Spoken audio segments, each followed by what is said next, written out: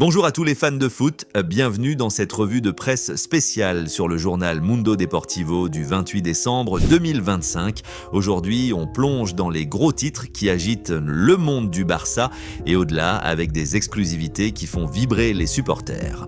Laporta repasse en revue le dossier qui démonte l'affaire Negreira en détaillant 100 parties avec des erreurs arbitrales contre le Barça et en faveur du Madrid.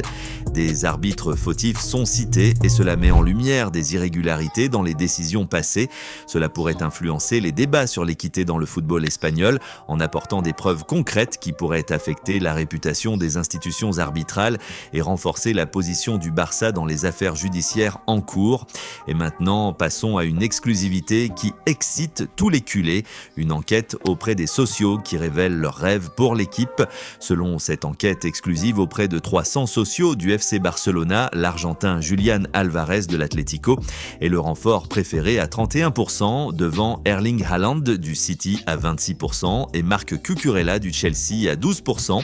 Les socios considèrent prioritaire de recruter un numéro 9 sur le marché à 40%. Ils ne renouvelleraient pas Lewandowski, mais oui pour Rashford. Hansi Flick frôle l'excellence avec une note moyenne de 8,7 sur sa première saison et Pedri est le joueur le plus valorisé. Cette enquête reflète directement les attentes des supporters du Barça, ce qui pourrait guider les décisions du club en matière de transfert et de gestion d'équipe, en montrant une préférence claire pour des profils offensifs et une évaluation positive de l'entraîneur actuel. On change de continent pour un scoop qui sent la légende. Une offre inattendue dans la MLS.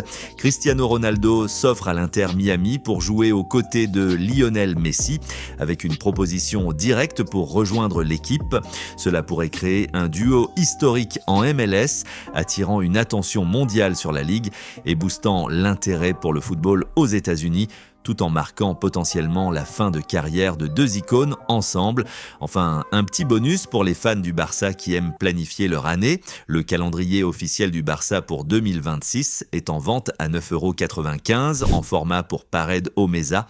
Cela permet aux supporters de suivre tous les matchs et événements du club pour l'année à venir en renforçant le lien avec l'équipe et en offrant un outil pratique pour les passionnés. On laisse maintenant le soleil de Barcelone derrière nous pour rejoindre l'Hexagone et l'équipe qui met aujourd'hui l'accent sur les exploits individuels en Premier League. Direction la France pour les articles footballistiques du jour. Ryan Cherki, le milieu offensif français de Manchester City, est mis en avant pour ses performances récentes, notamment lors de la victoire 2-1 de son équipe contre Nottingham Forest la veille, où il a été buteur et passeur décisif, offrant du spectacle et des points précieux à son club.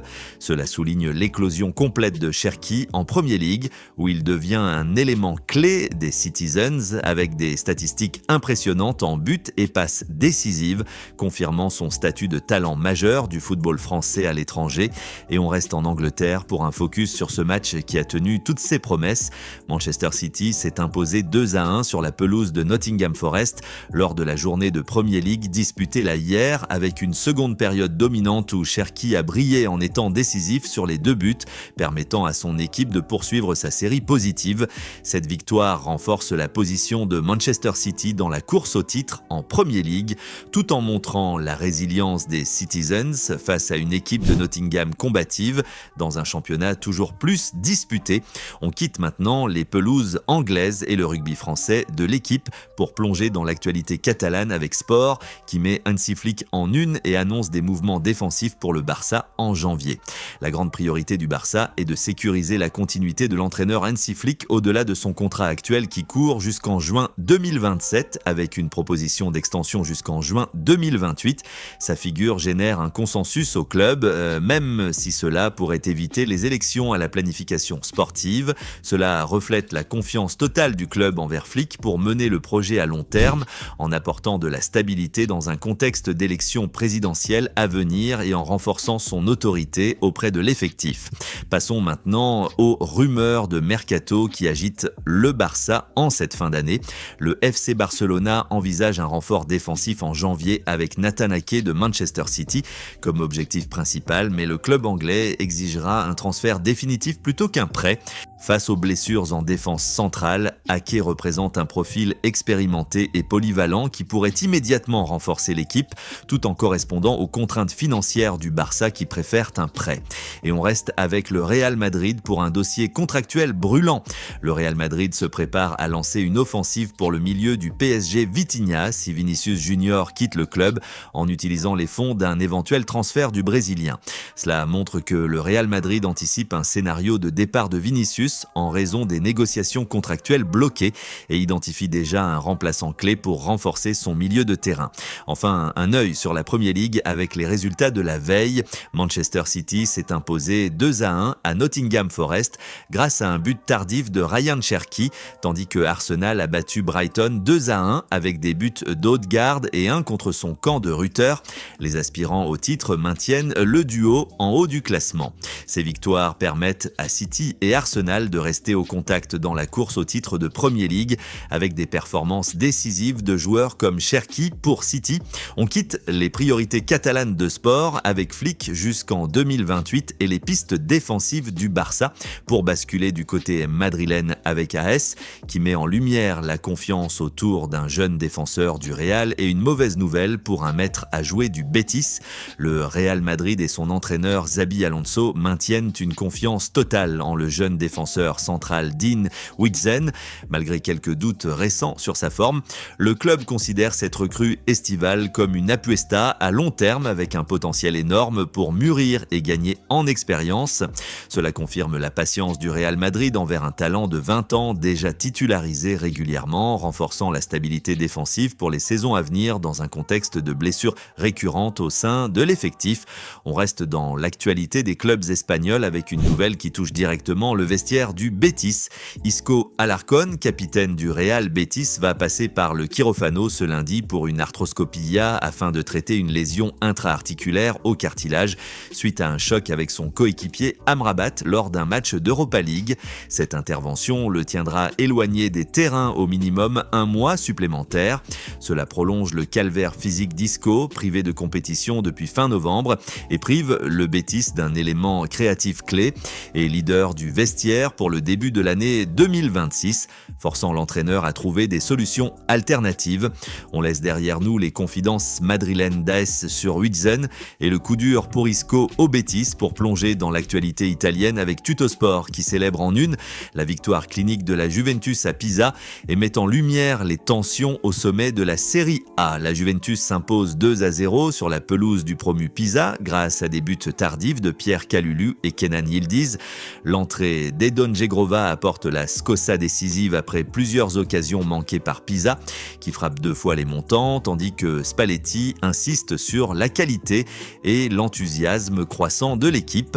Cette 3e victoire consécutive en Serie A permet à la Juventus de se replacer à un point de la tête du classement, démontrant une efficacité clinique dans les moments clés et renforçant la dynamique positive sous Luciano Spalletti. Passons maintenant à une situation compliquée en Sardaigne. Après avoir supervisé le recrutement estival, le directeur sportif Gianluca Petraschi doit maintenant redresser la barre au Torino qui reste sur une défaite à domicile face à Cagliari malgré des signes d'amélioration. Le club Granata cherche des solutions pour inverser la tendance dans une saison compliquée. Cela met en évidence les pressions sur la direction technique du Torino pour corriger les choix passés et relancer une équipe en difficulté dans un contexte de lutte pour le maintien ou les places européennes. Et on monte au nord pour les enjeux en haut de tableau. Inter, Milan et Napoli sont engagés dans une course intense pour le titre avec des matchs décisifs à venir. Des tensions internes et externes accompagnent ce sprint final de l'année avec des enjeux élevés pour la leadership en Serie A. Cela illustre la compétitivité accrue au sommet du championnat italien où chaque rencontre peut redistribuer les cartes dans la lutte pour le Scudetto. Enfin, un focus sur une crise persistante à Florence. Malgré les espoirs d'un tournant, la situation de l'entraîneur Paolo Vanoli à la Fiorentina reste précaire. Avec des heures comptées, la pression monte après des résultats décevants et un manque de progrès visible. Cela reflète les difficultés structurelles et de résultats de la Fiorentina, potentiellement menant à un nouveau changement sur le banc et impactant la seconde partie de saison du club.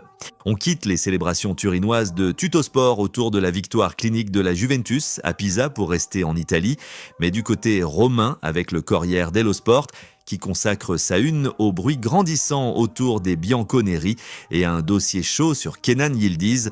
La Juventus bat Pisa 2-0 grâce à une autorette de Calabresi de Pierre Kaloulou et un but de Kenan Yildiz. Son 6e de la saison monte à la 3e place du classement, bien qu'ayant joué 2 matchs de plus. Spalletti place son équipe en zone Scudetto. La victoire arrive après une forte résistance du Pisa qui touche une transversale avec Moreo et un poteau avec Tramoni, tout dans les 15 dernières minutes. Luciano Spalletti envoie un message clair à tout le championnat avec cette performance combative. Cette victoire permet à la Juventus de Luciano Spalletti de s'installer solidement dans la lutte pour le titre, démontrant une capacité à gagner même dans les matchs compliqués et envoyant un signal fort aux concurrents directs comme Inter, Milan et Napoli. Et dans ce bruit autour de la Juve, un dossier fait particulièrement parler, celui du jeune prodige turc. Au cœur du rumor autour de la Juventus, il y a aussi l'imminente signature du renouvellement de contrat de Kenan Yildiz, dont les performances décisives comme contre Pisa renforcent son statut incontournable dans le projet Bianconero. Cela concerne la rétention d'un des plus grands talents de la Serie A, essentiel pour bâtir l'avenir de la Juventus autour d'un joueur déjà leader à 20 ans, évitant ainsi des intérêts extérieurs et consolidant le projet à long terme. Christopher Nkunku au Milan reçoit une dernière chance de démontrer sa valeur avec une convocation ou un appel décisif pour relancer sa saison. Cela touche à la gestion d'un joueur clé pour le Milan dont les performances peuvent influencer la course au titre en haut de tableau. Le Napoli est évoqué comme Khelidi Riyad en référence à des liens ou performances liées à la Supercopa ou à des événements en Arabie Saoudite. Cela maintient l'attention sur le Napoli dans la lutte intense pour le Scudetto avec des enjeux extra-championnat. Christian Chivu, dans un rôle lié à l'Inter, réveille ou motive l'équipe Nerazzurra dans un moment clé de la saison. Cela reflète les dynamiques internes à l'Inter, leader où chaque détail compte pour maintenir la tension positive. On quitte les rumeurs brûlantes autour de la Juventus et de Kenan Yildiz dans le Corriere dello Sport pour revenir en Espagne du côté madrilène avec Marca qui célèbre le gardien belge du Real Madrid comme le meilleur des 5 grands championnats et exprime la douleur du football espagnol face à un drame humain. Thibaut Courtois, gardien du Real Madrid, est désigné comme le meilleur portier des 5 grands championnats européens en 2025 avec un total de 174 parades réalisées dans toutes les compétitions. Il devance largement les autres gardiens comme Kobe 164, Xavier 141, Herrera 138 et Sommer 132 et forme avec Kylian Mbappé le duo décisif qui soutient le Real Madrid cette saison. Cette statistique met en lumière l'importance cruciale de Courtois pour la solidité défensive du Real Madrid, malgré les difficultés collectives, le plaçant au sommet mondial des gardiens et soulignant son rôle clé aux côtés de Mbappé dans les performances de l'équipe. Passons maintenant à un titre empreint d'émotion qui touche tout le football espagnol. Le Valencia CF est en deuil après la mort tragique de Fernando Martin, 44 ans, entraîneur du Valencia CF Femenino B, et de 3 de ses fils dans le naufrage d'un bateau touristique près de l'île de Padar en Indonésie. Sa femme et sa fille de 7 ans ont survécu et ont été secourues.